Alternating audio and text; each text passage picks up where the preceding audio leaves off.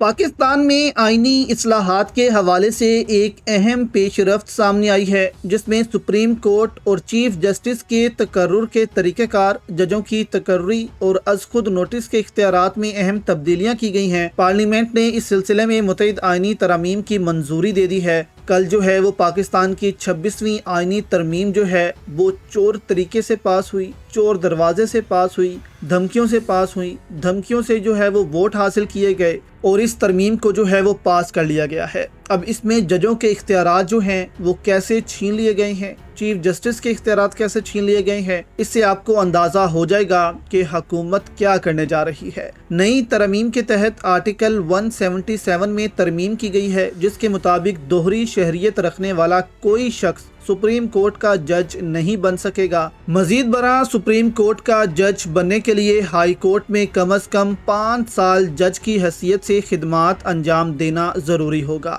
جبکہ کسی وکیل کے لیے سپریم کورٹ کا جج بننے کے لیے 15 سال کی وکالت کی شرط لازمی ہوگی۔ چیف جسٹس آف پاکستان کی مدت کے حوالے سے بھی آرٹیکل 179 میں ترمیم کی گئی ہے، جس کے تحت چیف جسٹس کا تقرر 3 سال کے لیے کیا جائے گا اور وہ 65 سال کی عمر میں ریٹائر ہو جائے گا، یعنی کہ جج جو ہے وہ اب 3 سال کے لیے آئے گا۔ پہلے دوستو ایسا ہوتا تھا کہ 65 کی عمر میں یا 63 کی عمر میں جب بھی کوئی جج آتا تھا وہ خود بخود ریٹائر ہو جاتا تھا، یعنی کہ اگر جج جو ہے اس کی عمر 64 ہے تو وہ 1 سال کے لیے چیف جسٹس بنتا تھا۔ اگر کسی جج کی عمر 63 ہے اور وہ جج بن رہا ہے سپریم کورٹ کا چیف جسٹس تو وہ 3 سال کے لیے آ جاتا تھا۔ اسی طرح مختلف جج جو ہیں وہ مختلف ٹینور کے لیے آئے ہیں، لیکن اب کہا جا رہا ہے کہ 3 سال کی مدت کے لیے چیف جسٹس جو ہے وہ تعینات ہوگا۔ تو اس سے بھی پتہ چلتا ہے کہ یہ عدلیہ میں دوستو کھلی مداخلت ہے، جبکہ از خود نوٹس کے حوالے سے بھی بڑی تبدیلی کی گئی ہے۔ آرٹیکل 184 میں ترمیم کے تحت سپریم کورٹ کا از خود نوٹس لینے کا اختیار ختم کر دیا گیا ہے اور عدالت کو صرف ان درخواستوں پر ہی فیصلے دینے کا اختیار ہوگا جو اس کے دائرہ اختیار میں آئیں گی۔